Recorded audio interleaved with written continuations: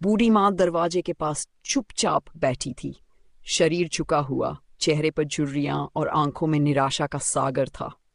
वर्षों पहले जिस घर को उसने अपने हाथों से संवारा था, आज उसी घर में वह पराई हो चुकी थी। बेटे बहू के ताने और उपेक्षा उसके दिन भर के साथी बन चुके थे। कभी बहू झिड़क देती तो कभी बेटा नजरें चुरा लेता। खाने के लिए रसोई में जाती तो बहू मुंह बनाकर कहती, इतना ही मन है खाने का तो अपने पैसे से ले आओ।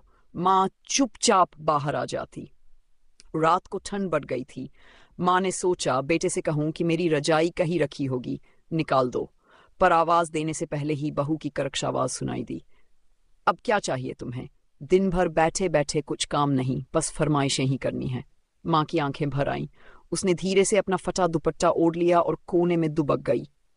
उसे याद आया जब बेटा छोटा था तो ठंड में उसे गोद में लेकर पूरी रात थपकी देती थी ताकि उसे ठंड न लगे। अगली सुबह बहू ने फिर ताने दिए, अब बस भी करो अम्मा, कब तक बोझ बनी रहोगी? माँ ने बेटे की तरफ देखा, शायद वह कुछ बोले, मगर उसने नजरें फेर ली। अब माँ ने तय कर लिया था, जहां मेरा कोई नहीं वहां मेरा रहना भी बेकार है। वह धीरे धीरे घर से बाहर निकली। कोई नहीं पूछने आया कि वह कहाँ जा रही है।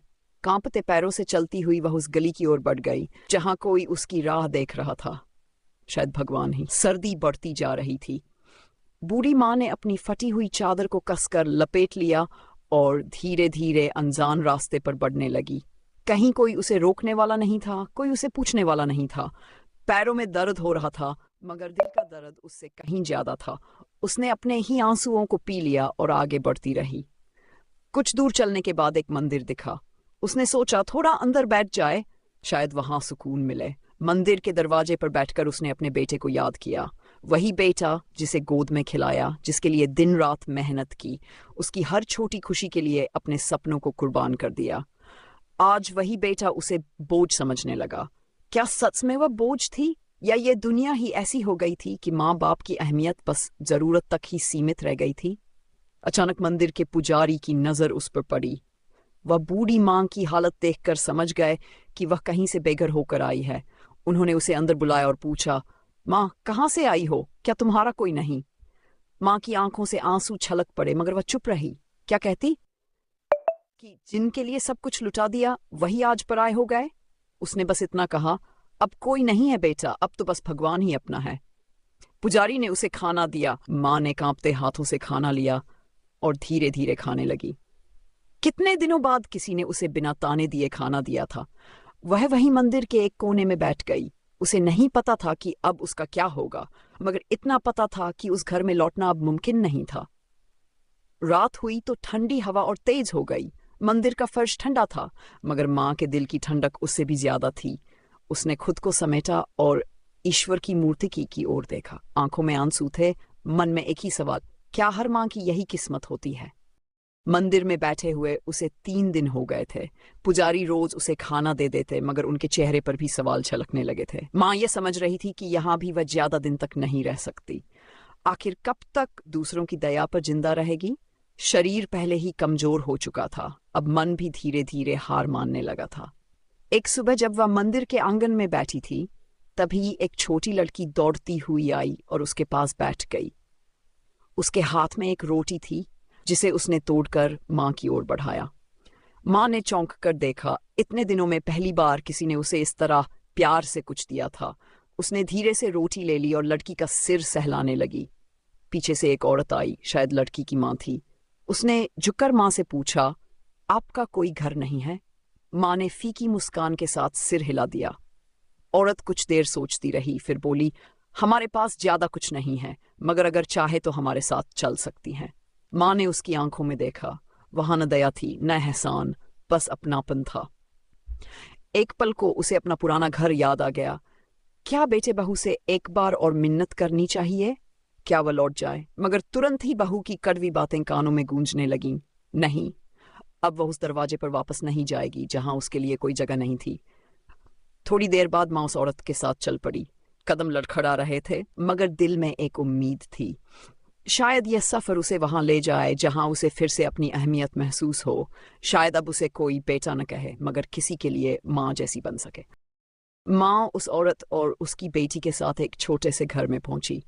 घर बहुत साधारण था। दीवारों पर पुराने पोस्टर चिपके थे। कोने में एक पुरानी चारपाई रखी थी और बर्तन अलमारी के ऊपर ढेर लगे थे। मगर इस घर में कुछ ऐसा था जो माँ के अपने घर में नहीं था। सुकून। औरत ने माँ को अंदर बैठाया और पानी लाकर दिया। फिर रसोई में जाकर रोटी और दाल ले आई। माँ ने थाली की ओर देखा। कितने दिनों बाद किसी ने उसे बिना ताने के खाना दिया था, बिना ये जताए कि वह बोझ है। माँ की आंखें भर आई, मगर उसने जल्दी से आंसू पोंछ लिए। रात हुई तो औरत ने माँ को एक चादर दी और कहा, यह घर छोटा है, मगर इसमें जगह की नहीं, दिल की अहमियत है। जब तक चाहो रह सकती हो। माँ ने पहली बार राहत की सांस ली। वह चारपाई पर बैठी, आंखें बंद की और खुद से कहा, शायद भगवान ने मुझे यहाँ भेजा है जहाँ अब कोई ताने नहीं देगा। कुछ दिन बीत गए। माँ धीरे धीरे घर के काम में हाथ बटाने लगी। वह लड़की को कहानियां सुनाती, रसोई में मदद करती और कभी कभी दरवाजे के पास बैठकर सूरज को ढलते हुए देखती। इस छोटे से घर में रहते हुए उसे पहली बार महसूस हुआ कि माँ होने के लिए खून का रिश्ता जरूरी नहीं, प्यार ही काफी होता है। एक दिन बाहर बारिश हो रही थी। माँ दरवाजे पर बैठकर भीगते हुए आकाश को देख रही थी। तभी सड़क पर एक जाना पहचाना चेहरा दिखा।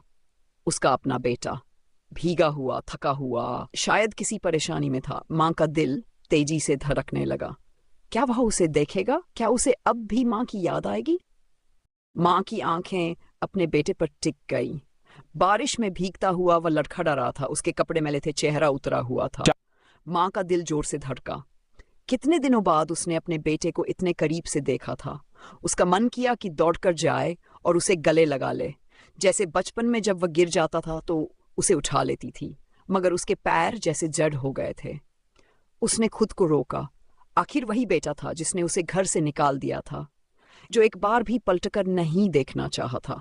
बेटे की नजर अचानक माँ पर पड़ी। वह ठिठक गया। कुछ देर तक दोनों यूं ही एक दूसरे को देखते रहे। बेटे की आंखों में शर्म थी, माँ की आंखों में सवाल। फिर बेटे ने धीरे से कदम बढ़ाए और माँ के पास आकर रुक गया। आवाज कांप रही थी। माँ के होंठ हिले, मगर वह चुप रही। बेटा भीग रहा था, थर थर कांप रहा था। माँ से रहा नहीं गया। उसने पास पड़ी चादर उठाई और बेटे के कंधों पर डाल दी। बेटे की आंखों से आंसू गिर पड़े। उसने कांपती आवाज में कहा, माँ, घर छोड़कर जाने के बाद सब बदल गया। व्यापार डूब गया, बहू ने मुझे भी छोड़ दिया। अब मेरे पास कुछ नहीं बचा। माँ, क्या तुम मुझे माफ कर सकती हो? माँ सुनकर चुप रही। कितनी आसानी से उसने कह दिया कि सब बदल गया, लेकिन क्या जो जख्म उसने माँ को दिए वह भी मिट सकते थे? माँ की आंखों में आंसू थे, मगर अब दर्द पहले जैसा नहीं था। माँ ने बेटे की ओर देखा, फिर धीरे से कहा, बेटा, जब मैंने तुझे घर से निकाला नहीं तब तूने सोचा भी नहीं कि मैं कहाँ जाऊंगी। अब जब तुझे किसी ने ठुकरा दिया तो तू माँ के पास लौट आया। जब मैं तेरे लिए बोझ थी तब तूने मेरा हाथ क्यों नहीं पकड़ा? बेटा सिर झुकाकर रोने लगा। माँ ने एक गहरी सांस ली। अब वह कमजोर नहीं थी। उसने धीरे से चादर ठीक की और अंदर चली गई। बेटा बारिश में खड़ा रहा, लेकिन माँ अब उसके लिए दरवाजा नहीं खोलने वाली थी। बेटा वहीं दरवाजे के बाहर खड़ा रहा। बारिश तेज हो गई थी, लेकिन वह हिलने का नाम नहीं ले रहा था। माँ अंदर जाकर चुपचाप चारपाई पर बैठ गई। उसका दिल बहुत भारी हो गया था। आंखें बंद की तो सारी पुरानी बातें याद आने लगीं। बेटे का बचपन, उसकी हंसी, उसकी मासूम बातें। फिर वही बेटे की बेरुखी, बहू की बातें, घर से निकाल दिए जाने का दर्द। बेटा अब भी बाहर था, ठंड से कांप रहा था, मगर माँ ने खुद को कठोर बना लिया। उसने सोचा, क्या मैं फिर से वही गलती करूं जो पहले कर चुकी हूं? क्या मैं फिर अपने बेटे को अपनाकर उसी दर्द की तरफ लौट जाऊं?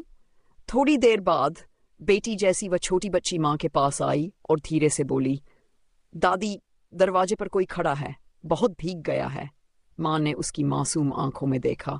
वह बच्ची कुछ नहीं जानती थी, मगर वह माँ के दिल में उठते तूफान को समझ रही थी।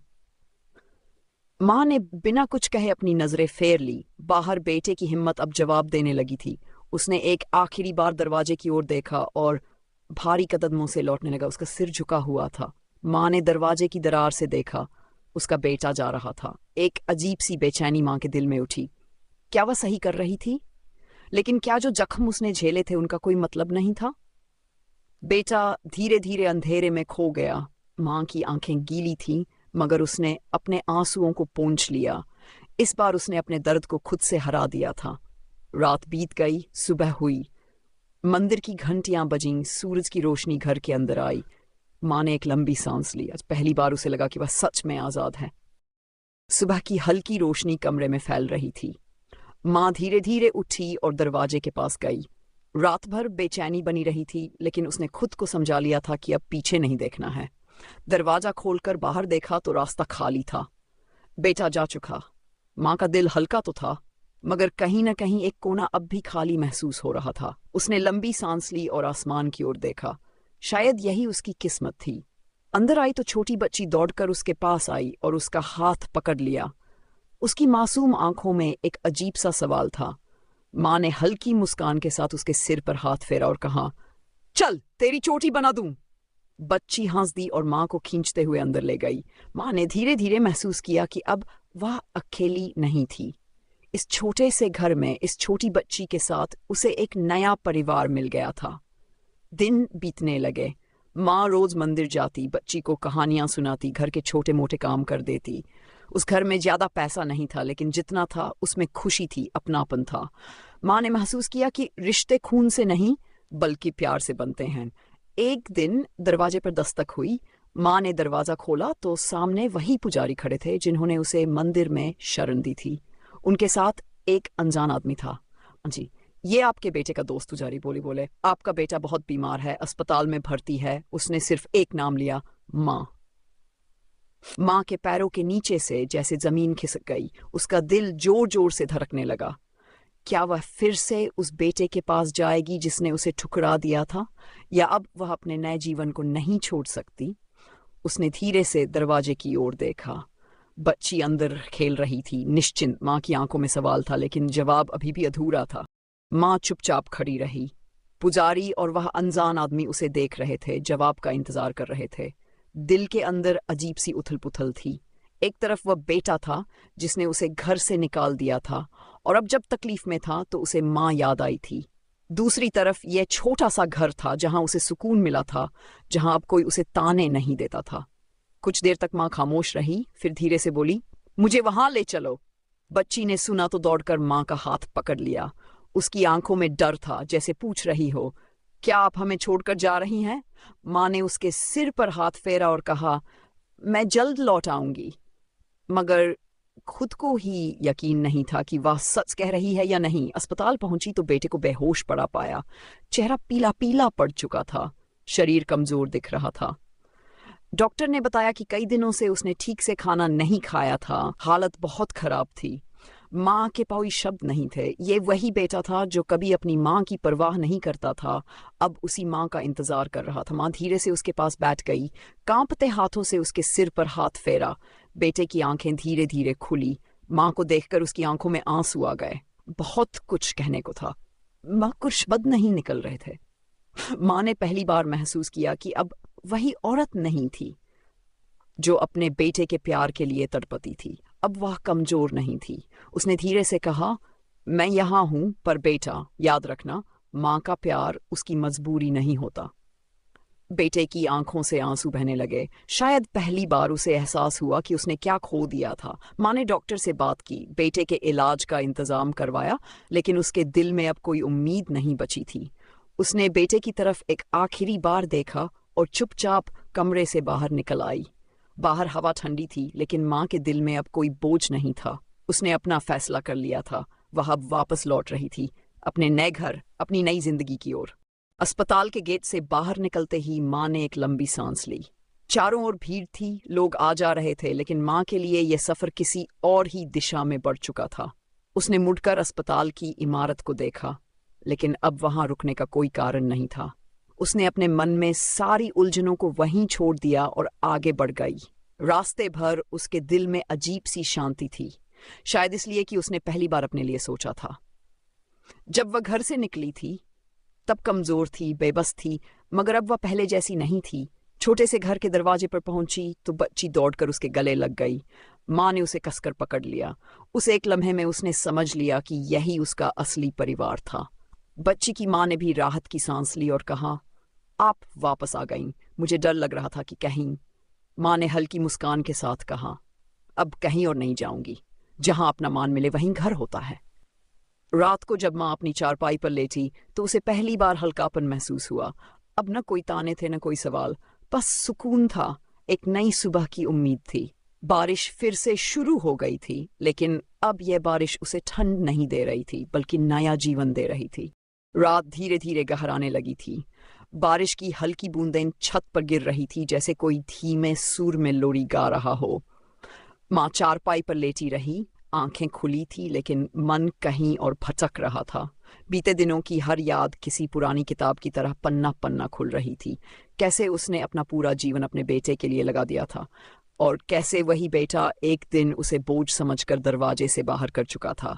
लेकिन अब वह बीते दिनों की कैदी नहीं थी। बगल में छोटी बच्ची गहरी नींद में थी। उसका नन्हा हाथ माँ के हाथ पर था। माँ ने हल्के से उसकी उंगलियों को पकड़ा और मन ही मन सोचा, रिश्ते सिर्फ जन्म से नहीं बनते, मन से भी बनते हैं। सुबह हुई तो मंदिर की घंटियों की आवाज आई।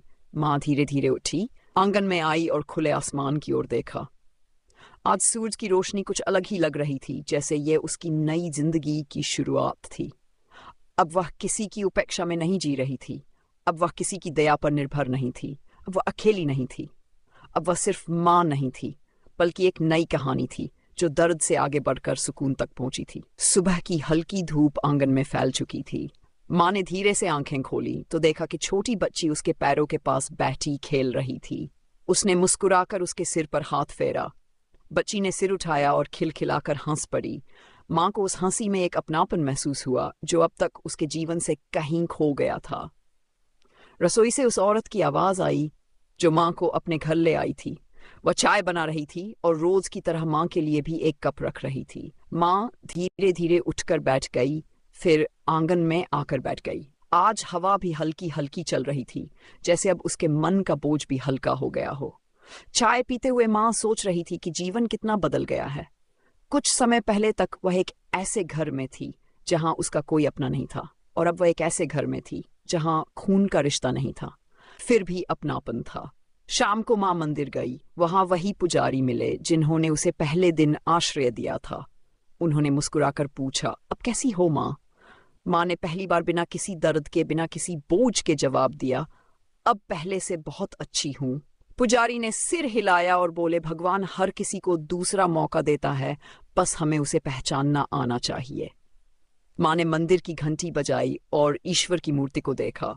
उसे महसूस हुआ कि अब वह किसी के इंतजार में नहीं थी, अब वह अपने जीवन को जी रही थी।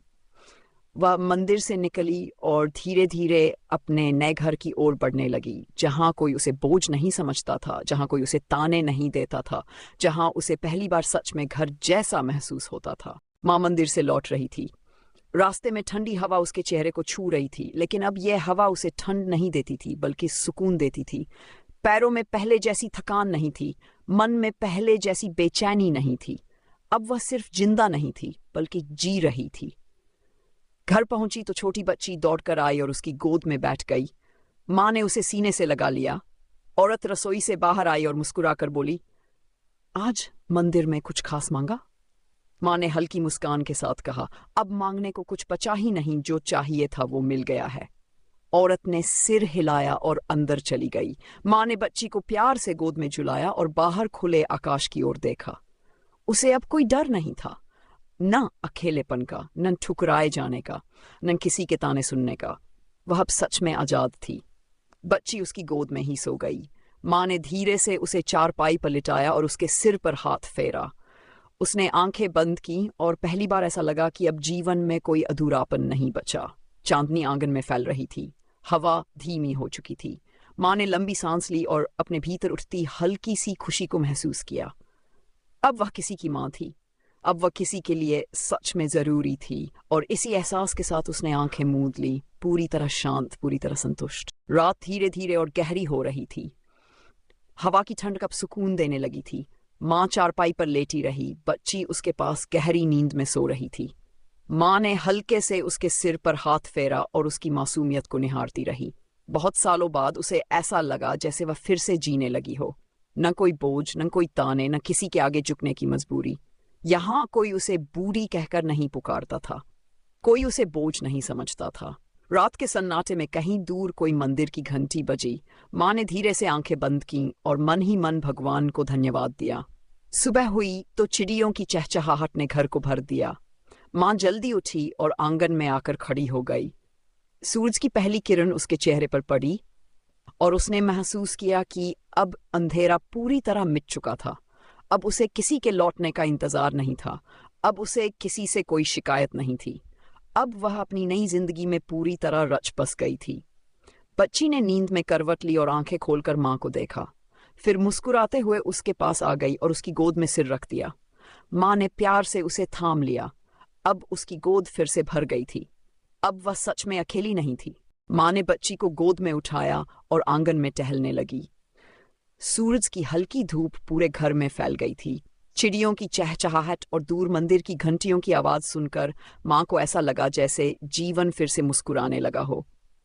बच्ची ने उसकी साड़ी का पल्लू पकड़ लिया और मासूमियत से पूछा, दादी तुम हमेशा यहीं रहोगी ना? माँ ने हल्की मुस्कान के साथ उसका माथा चूमा और धीरे से कहा, हाँ बेटा, अब मैं कहीं नहीं जाऊंगी। बच्ची खिलखिलाकर हंस पड़ी और माँ का हाथ पकड़कर उसे खेलने के लिए खींचने लगी। माँ भी मुस्कुरा दी। रसोई से आवाज आई, माँ जी चाय तैयार है। माँ ने गहरी सांस ली और अंदर चली गई। अब उसे हर सुबह का इंतजार था, हर शाम का सुकून था। वह जो कल तक ठुकरा दी गई थी, आज फिर से किसी की अपनी थी। अब उसे किसी रिश्ते की परिभाषा बदलने की जरूरत नहीं थी। अब वह सिर्फ एक बूढ़ी माँ नहीं थी, बल्कि एक नई जिंदगी की शुरुआत थी।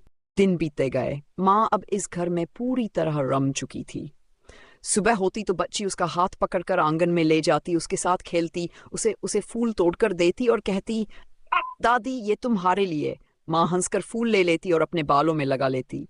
कितने सालों बाद उसे ये अपनापन मिला था। घर की औरत जब भी बाजार जाती, माँ के लिए कुछ न कुछ जरूर लाती। कभी चूड़ियां, कभी नई साड़ी, कभी कोई मीठी चीज। माँ को अब ये घर सच में अपना लगने लगा था। यहाँ किसी ने उससे ये नहीं कहा कि वह बोझ है। किसी ने उसकी उम्र की दुहाई देकर उसे बेकार नहीं समझा। यहाँ बस प्यार था, स्नेह था और सबसे जरूरी चीज सम्मान था।